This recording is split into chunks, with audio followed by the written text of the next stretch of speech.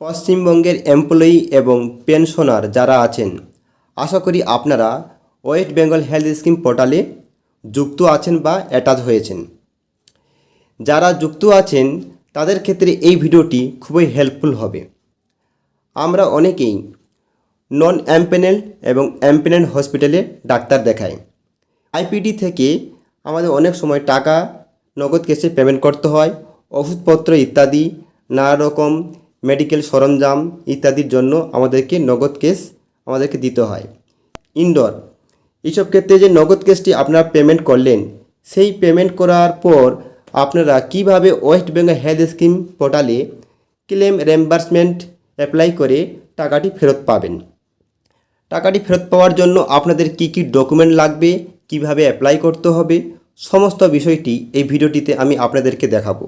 ভিডিওটি আপনারা প্রথম থেকে শেষ পর্যন্ত দেখুন, দেখার পর খুব সহজেই বুঝতে পারবেন।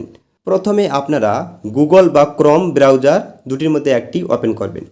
ওপেন করার পর আপনারা এইরকম সার্চ সেকশানে লিখবেন WBHS পোর্টাল, লেখার পর সার্চ দেবেন। সার্চ দেওয়ার পর এইরকম একটি পেজ আপনার সামনে শো হবে। এরপর দেখবেন একদম উপরে West Bengal health scheme portal, এখানে আপনারা ক্লিক দেবেন।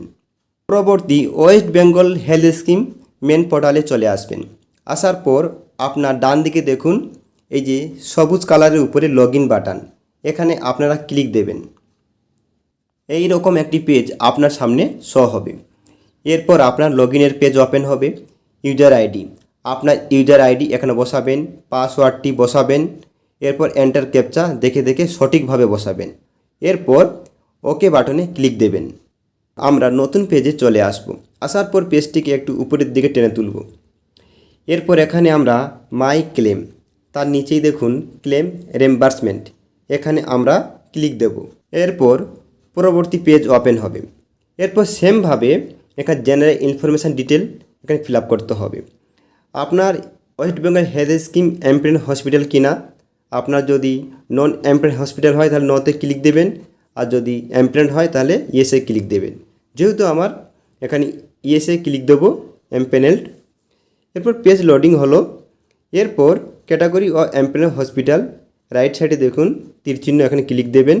এখান থেকে আপনি আপনার মতো করে সিলেক্ট করবেন। এরপর হসপিটাল ডিস্ট্রিক্ট, এখানে সিলেক্ট ডিস্ট্রিক্ট সিম্বলে ক্লিক দেবেন। ডিস্ট্রিক্টটি কোন ডিস্ট্রিক্ট আন্ডারে হচ্ছে সেটি এখানে সিলেক্ট করবেন। এরপর হসপিটাল নেম, এটাতে ক্লিক দেবেন। হসপিটাল নামটি এখান থেকে পেয়ে যাবেন। ওকে, এরপর বেনিফিশিয়ারি নেম, এটাতে ক্লিক দেবেন। দেওয়ার পর কাকে ট্রিটমেন্ট করিয়েছেন তার নামটি এখান থেকে সিলেক্ট করবেন। সিলেক্ট করলাম। এরপর অটোমেটিক এখানে ফিল হয়ে যাবে এই ইনফরমেশানগুলি। এরপর পেজটিকে একটু উপর দিয়ে টেনে তুলতে হবে।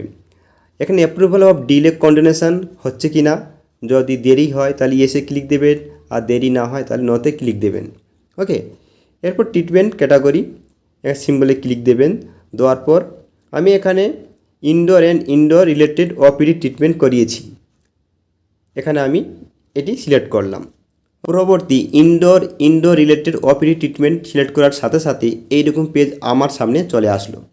এরপর claim application ID automatic generate হয়ে যাবে। এরপর এখানে কিছু প্রশ্ন আছে নিচে, এগুলি ফিল আপ করতে হবে। Have you availed cashless facility for this treatment, এই ট্রিটমেন্টের জন্য আপনি ক্যাশলেস আপনি অ্যাভেলেবল পেয়েছেন কি না।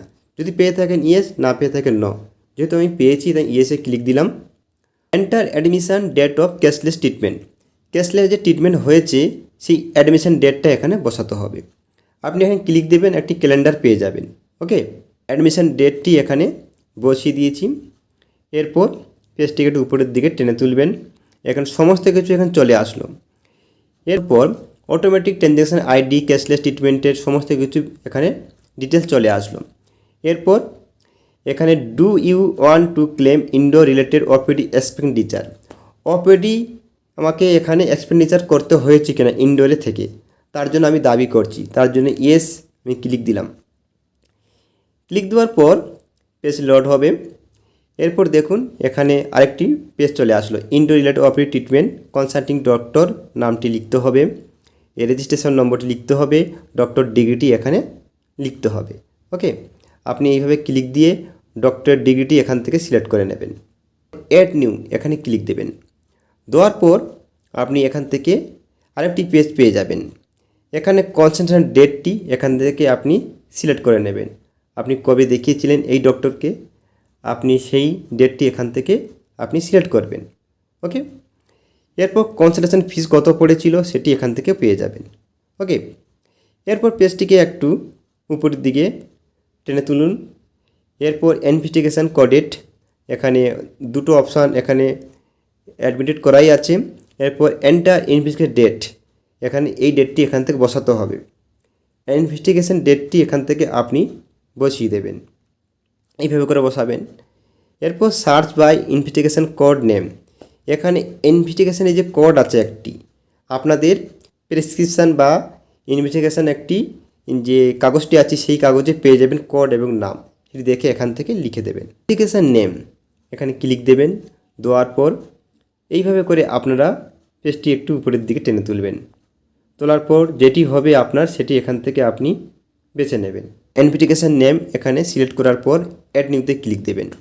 ক্লিক দেওয়ার সাথে সাথে আরও একটি চার্ট চলে আসবে ঠিক এইরকমভাবে।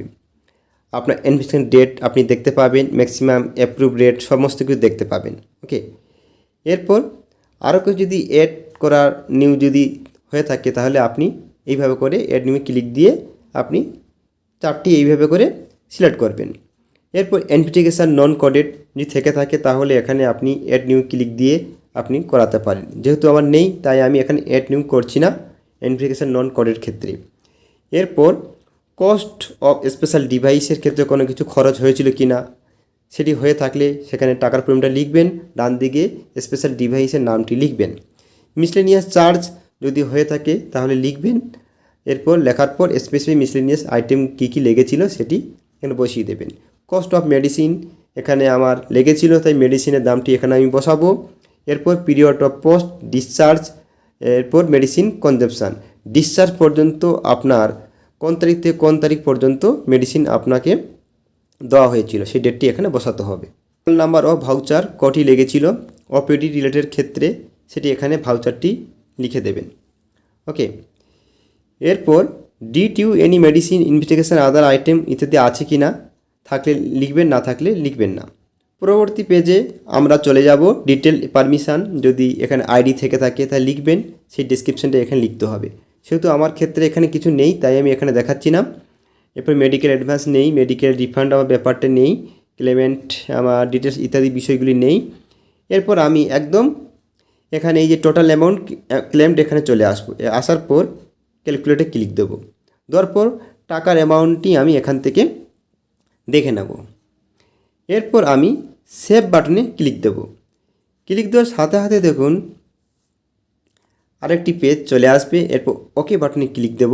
ক্লিক দেওয়ার সাথে সাথে দেখুন অ্যাপ্লিকেশানটি সেভ হয়ে যাবে, রিএম্বার্সমেন্ট ক্লেমটি। এরপর এখানে আপনি এই যে জেনারেট অ্যাপ্লিকেশান ফর্ম আছে এখানে ক্লিক দিয়ে এই ফর্মটি আপনারা এখান থেকে প্রিন্ট আউট করে নেবেন, এটি জমা করার সময় লাগবে।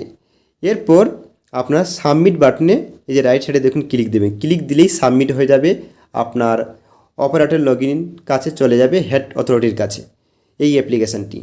এরপর আপনারা এই যে ইনডোর ওপিডি রিলেটেড ক্ষেত্রে আইপিডির ক্ষেত্রে আপনাদের যে কী ডকুমেন্ট লাগবে সেটা আমি আপনাদেরকে এখান থেকেই বলে দিই।